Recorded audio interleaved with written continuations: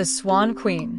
Once upon a time, in a lush and verdant land filled with flowers, streams, and birdsong, there was a small, beautiful village. Nestled at the edge of this village lived a kind mother and her loving daughter, Abigail. They lived a quiet, simple life in a tiny cottage with ivy-covered walls and a garden full of herbs and sunflowers. But happiness doesn't always last forever. One day, the mother fell gravely ill. She grew weaker with each passing day, and no medicine or village healer could cure her. Her once bright eyes dimmed, and her voice became faint.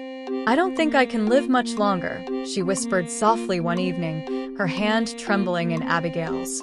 Abigail sat beside her mother, heart aching, but she did not let the tears fall. She smiled gently and said, "Here, mother, I've made some hot soup. Drink it, it will bring you comfort."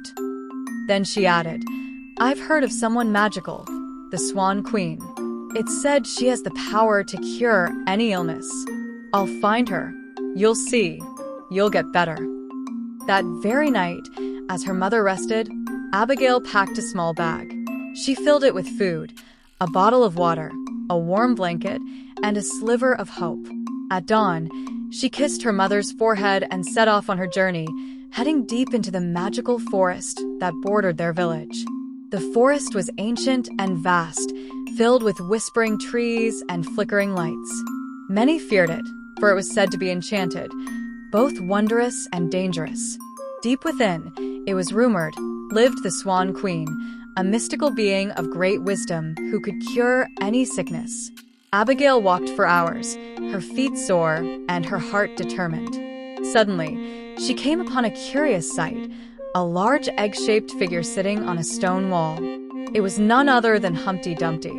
His shell was cracked in many places, and he looked lonely and tired.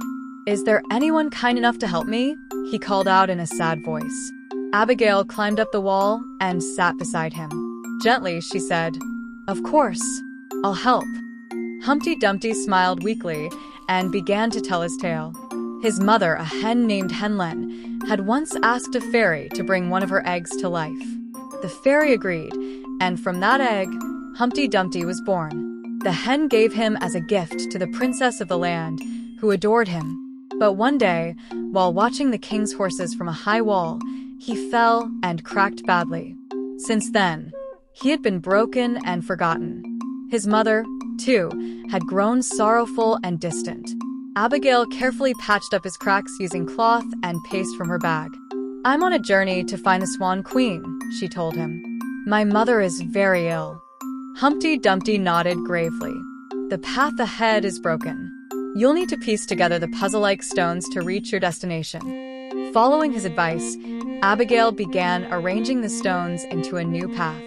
It took patience and strength, but she didn't give up. When the path was complete, she hugged Humpty goodbye and continued on her way. Not long after, she stumbled upon a large, round house made entirely from a giant pumpkin. Curious sounds, arguing voices, came from inside. She gently knocked, but no one answered. So she stepped in. The house glowed with a warm orange light, and everything inside sparkled with magical charm. Golden furniture, pumpkin-carved shelves, and glowing lanterns lit the space. But the magic didn't reach the hearts of the couple inside. The wife was shouting, "I'm tired of living in this pumpkin house. Pumpkin soup, pumpkin stew, pumpkin everything."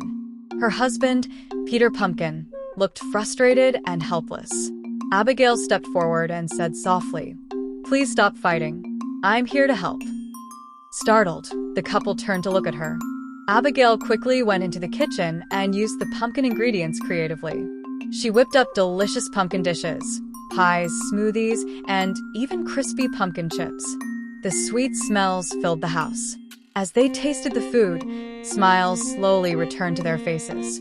They ate heartily and listened as Abigail said, "Every home has problems.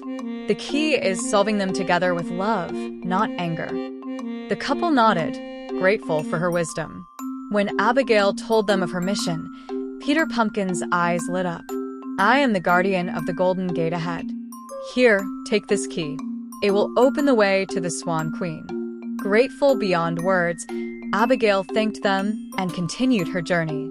She soon reached the Golden Gate, which shimmered in the sunlight. Using the key, she unlocked it and stepped into the most beautiful place she had ever seen. A crystal-clear lake sparkled before her, surrounded by flowering meadows. White swans glided elegantly across the water, their feathers gleaming. One of the swans noticed her and swam up to the shore. It bowed its head, then stretched its wings. Abigail climbed onto its back, and with a powerful flap, the swan took to the skies. They soared above the trees and flew toward a glowing hilltop palace. When they landed, Abigail stepped off and gazed at the shining towers of the Swan Queen's castle. Inside, everything sparkled with peace and magic. The Swan Queen, tall and graceful, waited at the end of the hall. Her silver hair flowed like water, and her voice was like music. Abigail knelt before her and told her everything, from her mother's illness to Humpty Dumpty's sadness and Peter Pumpkin's troubles. The Swan Queen listened with kind eyes and a gentle smile. "You have shown bravery, kindness, and wisdom. For that, you deserve the gift of healing." She handed Abigail a small crystal vial filled with glowing liquid. "This will cure your mother." Abigail thanked her, heart pounding with joy, and flew back home on the swan's back. When she reached her cottage, she rushed to her mother and gently gave her the magical medicine. The moment her mother drank it, her eyes brightened, her cheeks flushed with color, and she sat up, smiling. "My darling Abigail," she whispered, "you did it." They embraced, tears of happiness flowing freely. That Christmas, the cottage was filled with laughter and warmth again. They decorated the house, cooked together, and celebrated life, love, and the power of one brave